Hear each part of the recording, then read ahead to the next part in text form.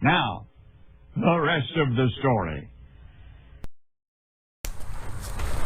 All right, welcome back to another exciting episode of Travis is right and Brittany is wrong. Oh, whatever. Okay, so we're having an argument, which people probably think we argue all the time, which is not true most of the time. This is a true argument. No, it's not. Yeah, it is. First of all, I came up with this idea for a tubing spacer, and then Travis gets the idea of, oh, that he made the idea. A spacer, right? Yeah, right here. Yeah, see? my idea. See, all I need to get that light out. My idea. So, no, it wasn't. His idea was to put a bunch of washers there. No, that's what I had. Yeah, exactly. See, when I was young and couldn't find the proper spacers, on the other side, I still have it on here. But, see, I used washers. Unconventional, looks really low techy, but you know what? It works. But now, because I'm going through and adding more lights, because, you know, less is more and more is awesome, I went through and I got 2 more of these, crash, bang, boom, of these A&I lights. These are just the flood type, because once I realized how terrible these things are as far as lighting up the field, it's time to replace them. This one is getting repurposed though. I'm actually going to look at mounting it inside the grain wagon so I can see what the grain level is when it's dark. So back to the argument at hand. We're trying to figure out where we could mount this light on the side of the tractor. I mean, because I'm really not crazy about it being down here. This one actually isn't that bad. This one still worked, believe it or not. The other side, I'll show it to you again, gets caught by more crap and crud and salt and mud and debris from driving the tractor up and down the road. So you can see where all of the rust is starting to take over my precious tractor, because this absolutely irritates the heck out of me. Your precious? My precious tractor, you heard it right. So this one's junk. This one's going to the scrap pile. The plan is I want to take this off, and I actually want to move this light, you know, my new one I'm going to put on. I actually want to put it up here, and I probably still will, possibly, maybe, we'll see. So that way it's still a little bit protected by the fender here, and it's not getting stuff thrown around on it. Because these lights are $100 a piece. They are not the most expensive lights you can put on this machine, but I didn't want to do the cheapos either. All right, we did not get any farther last night than what you guys saw in the video, but from what you could gather was Brittany and I were going back and forth as to where we were going to mount these lights. I don't like them where they're at. I was put them right here. That's exactly where they're going to go anyway. That's what I'm working on right now. The problem is that I don't like them being as low as they are, but I don't exactly want them up higher either, simply because I don't have any place I can really put them.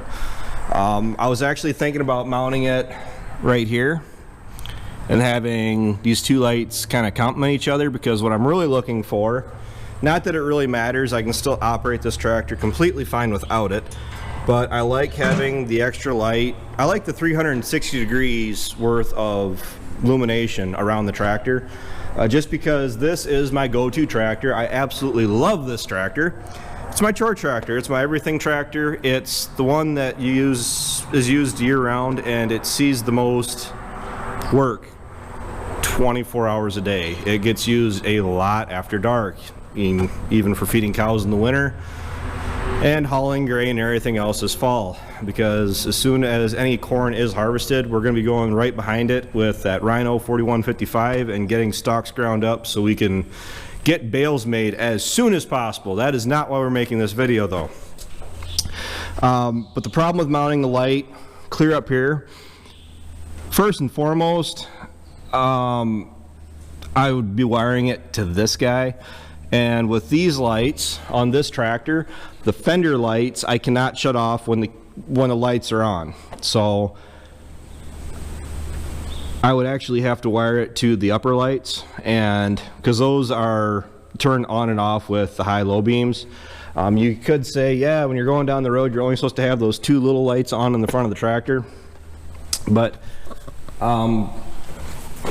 not picking anybody out, but drivers can be kind of stupid, and the more light you have, the more visible you are, the better you are. But also not going to the point where I would have these lights pointing out to the side, and not being able to shut them off would potentially blind any drivers like meeting me on the road, and I just don't exactly want that either. So we were going back and forth with mounting them higher on the cab or mounting them on the handle here. The problem is I use this handle getting in and out consistently, and a light is really just going to get in my way. She wanted me to mount it up by the cab or even on this mirror here. Well, the reason I don't want to mount it on the cab up there is because the light shining outwards is more than likely going to hit my mirrors. I'm going to blind myself. And another thing I was actually had considered for a flash of a second was mounting it on the end of the mirror outwards. But the problem is those things get beat to death. Between sticking out and getting branches and trees and everything else like that, I'd be destroying this light, and that's not what I'm out to do. So it is going to be going back here like I wanted, or going back where I had it.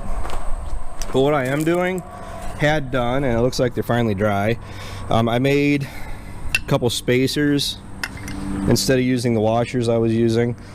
These are actually cut at an angle, and the point of that is when I have it mounted at this awkward angle, I'm gonna have this light actually pointing outward, so it is giving me more of a 90 degree of movement straight out from the tractor view.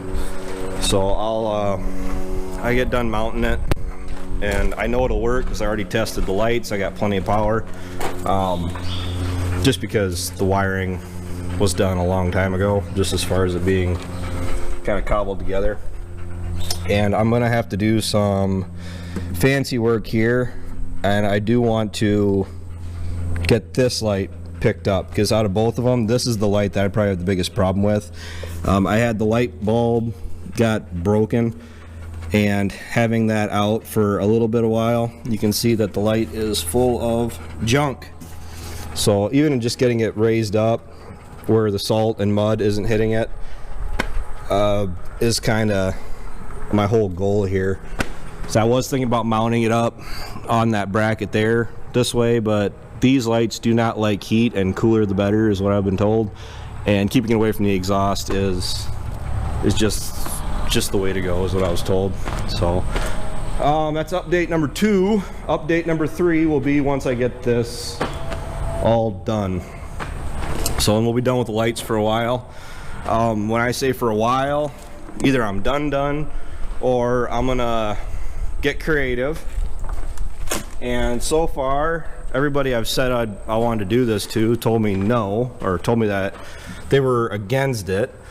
But what I actually thought was kind of neat, and why I haven't thought of doing this earlier, but I was really wondering why I haven't thought about mounting one of these lights on each of the front fenders, and then using, these are the floodlights, I'd probably get the trapezoidal so it throws the light ahead a little bit better, but mounting a light on each front fender and then having the lights actually turn with my steering. I thought that'd be kind of neat.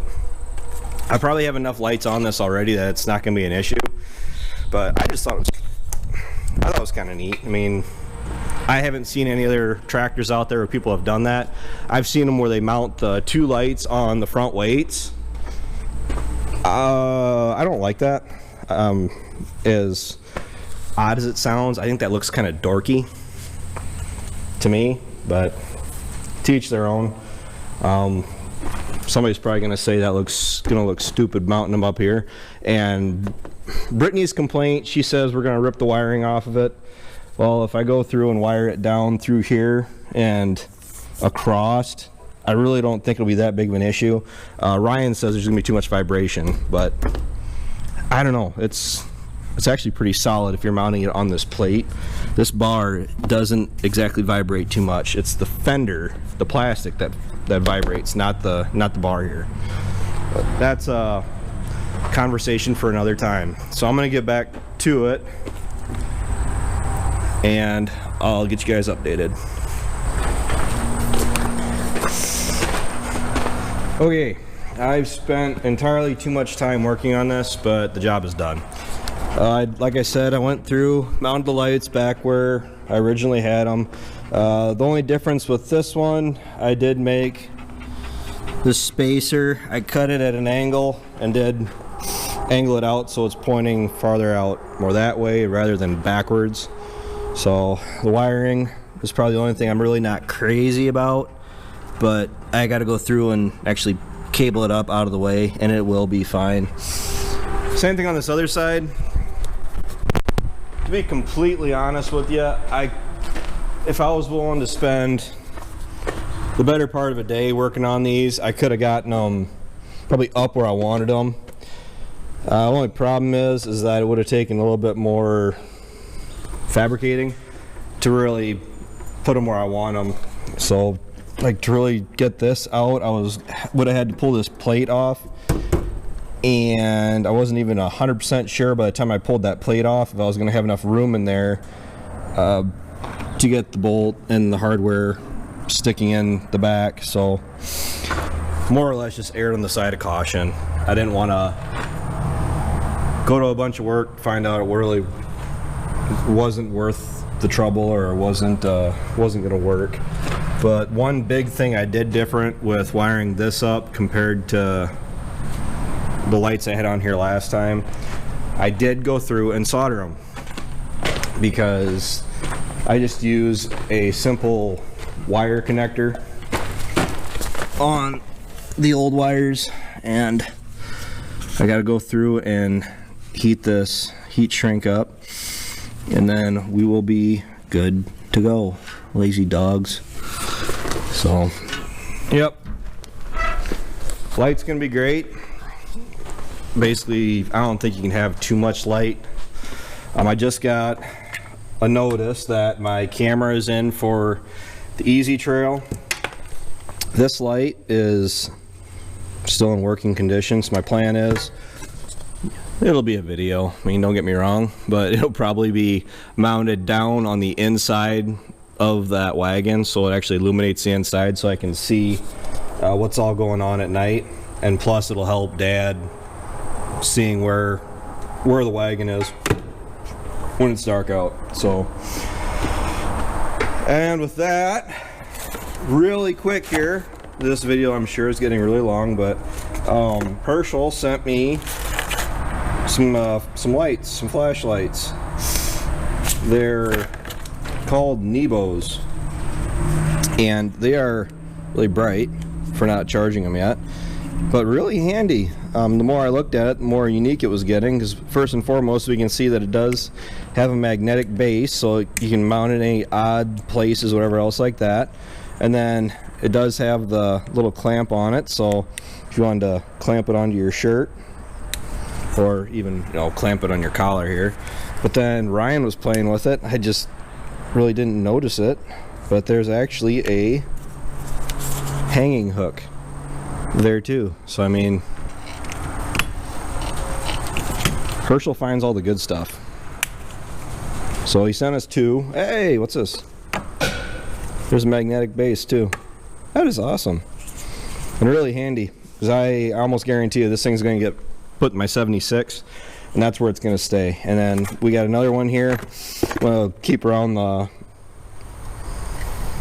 parts bin, put it in the toolbox so I know exactly where it's at. So thanks Herschel for sending me the lights, and thank you everybody else for tuning in. Take care, take it easy, keep in touch. Talk to you later.